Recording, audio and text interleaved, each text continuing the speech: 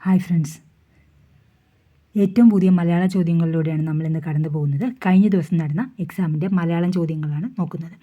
താഴെ കൊടുത്തവയിൽ മകൻ എന്ന പദത്തിൻ്റെ അലിംഗ ബഹുവചനം മക്കൾ. മകൻ, മക്കൾ. മലയാളത്തിലെ എഴുത്ത് രീതിക്ക് അനുയോജ്യമായ വാക്യം തിരഞ്ഞെടുക്കുക. ഓക്കെ.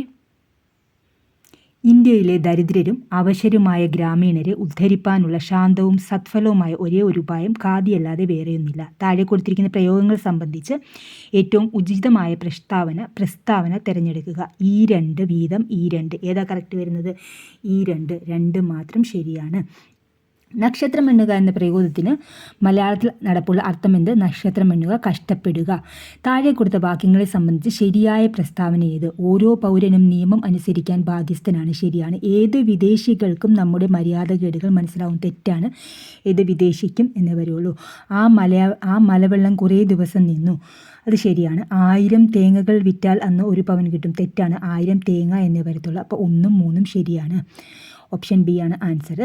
ചിന്മയം എന്ന വാക്ക് പിരിച്ചെഴുതുന്നത് എങ്ങനെ? ചിത് പ്ലസ് മയം.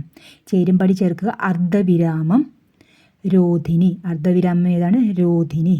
അപൂർണ വിരാമം ഭിത്തിക. അപൂർണ വിരാമം ഭിത്തിക. പൂർണ്ണവിരാമം ബിന്ദു. അല്പവിരാമം അങ്കുശം. അപ്പോൾ ഓപ്ഷൻ എ ആണ് വരുന്നത്. താഴെ കൊടുത്തിരിക്കുന്നത് തെറ്റായ ജോഡി കണ്ടെത്തുക. വൈതരണി ദുർഘടസ്ഥലം, അത് ശരിയാണ്. ഭഗീരഥ പ്രയത്നം കഠിനമായ അധ്വാനം, അത് ശരിയാണ്. അക്ഷയപാത്രം അവസാനിക്കാത്ത സമ്പത്ത്, അതും ശരിയാണ്. ദന്തഗോപുരം തീരുമാനമെടുക്കാൻ പറ്റാത്ത സ്ഥലം, അത് തെറ്റാണ്.